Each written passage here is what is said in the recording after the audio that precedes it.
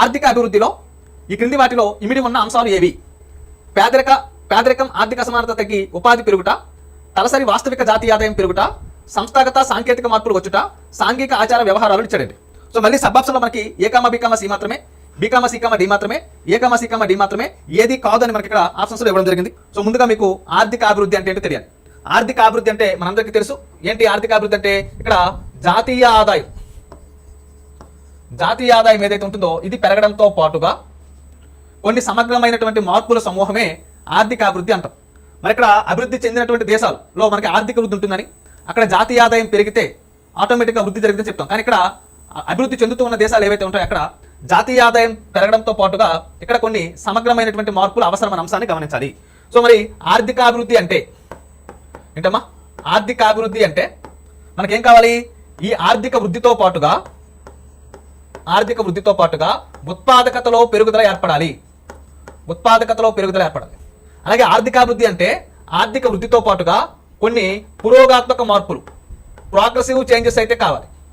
ఓకేనా? అలాగే ఆర్థికాభివృద్ధి అంటే ఆర్థిక వృద్ధితో పాటుగా మనకి పేదవారికి అనుకూలంగా వనరుల యొక్క పునః పంపిణీ జరగాలి.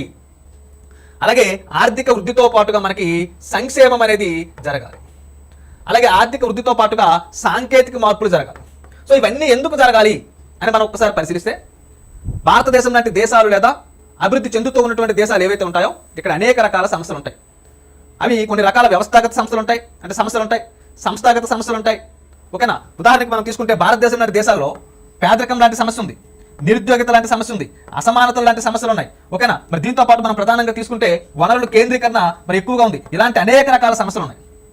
మరి కేవలం వృద్ధి జరగడం అంటే జాతీయ ఆదాయం పెరగడం మాత్రమే కాదు, జాతీయ ఆదాయంతో పాటుగా మరి ఉత్పాదకతలో పెరుగుదల ఏర్పడాలి. సో మీ అందరికీ తెలుసు జాతీయ ఆదాయం అనే టాపిక్ నేర్చుకున్నారు. ఉత్పాదకతలో పెరుగుదల ఏర్పడాలి అంటే ఉత్పాదకత అంటే ఉత్పత్తిలో వచ్చేటటువంటి పెరుగుదల ఎంతైతే ఉంటుందో, ఉత్పత్తిలో వచ్చేటువంటి పెరుగుదల ఎంతైతే ఉంటుందో దాన్ని ఏమంటాం? ఉత్పాదకత అంటాం. మరి దానిలో పెరుగుదల ఏర్పడాలి. మరి ఇలా ఉత్పాదకతలో పెరుగుదల ఏర్పడితే ఏం జరుగుతుందమ్మా? మరి వస్తు సేవలు పెరుగుతాయి. వస్తు సేవలు అనేవి పెరిగితే ప్రైస్ అనేది మనకి ఏమవుతుంది? కంట్రోల్లో ఉంటుంది.